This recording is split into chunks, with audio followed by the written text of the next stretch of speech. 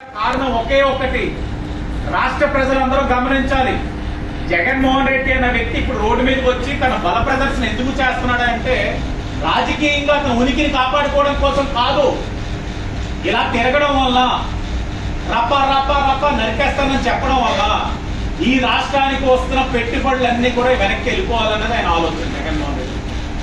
జగన్మోహన్ రెడ్డి ఒక దురుద్దేశం ఏంటంటే పెట్టుబడులు కోట్లాదిగా వస్తా ఉన్నాయి, వేలాదిగా నుంచి లక్షలాది కోట్లు కూడా వచ్చే పరిస్థితులు ఉన్నాయి. ఒక్కొక్కటి గ్రౌండ్ అవుతా ఉంది. మొన్నే కాగ్నిజెంట్ వచ్చింది, ఇంకా వస్తున్నాయి.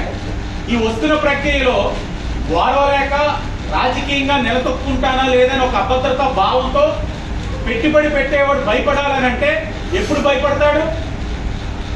ఇలాంటి మాటలు మాట్లాడినా, ఇలాంటి చేష్టలు చేస్తాయి. అందుకే చేస్తున్నాడు ఆయన. ప్రభుత్వం తప్పకుండా చర్యలు ఉంటాయి, కఠినమైన చర్యలు ఉంటాయి. చూస్తున్నాం, ఆయన ఏదో బెంగళూరుకి వెళ్ళిపోయారు, ఆరోగ్యం బాగాలేదని ఏదో హాస్పిటల్ అడ్మిట్ అవుతున్నారని చెప్పారు. ఎక్కడ ఉన్నా తీసుకొస్తారు. ఎందుకంటే ఈ రాష్ట్రంలో యువత ఎంతో విశ్వాసంతో ఓటేస్తున్నారు.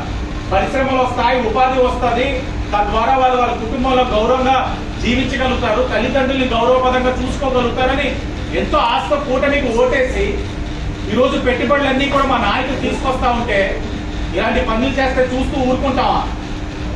ఊరుకునే పరిస్థితే ఉండదు.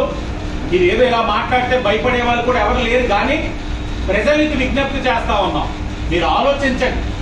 ఇలాంటి మతి స్థిమితం లేని వైఎస్ఆర్ కాంగ్రెస్ పార్టీ నాయకులు వారి యొక్క అనుచరగాలం చేస్తున్న కార్యక్రమాలు చూడండి. ఏం సందేశం ఇస్తున్నారు? వీళ్ళ రేపు రాజకీయంగా ప్రజలకి అండగా నిలబడేది ఈ వైఎస్ఆర్ కాంగ్రెస్ పార్టీ. ఇలాంటి కార్యక్రమాలు చేసేవారు రేపు వచ్చి ప్రజలకి భరోసా కల్పించి రాష్ట్రాన్ని ముందుకు తీసుకెళ్లేది.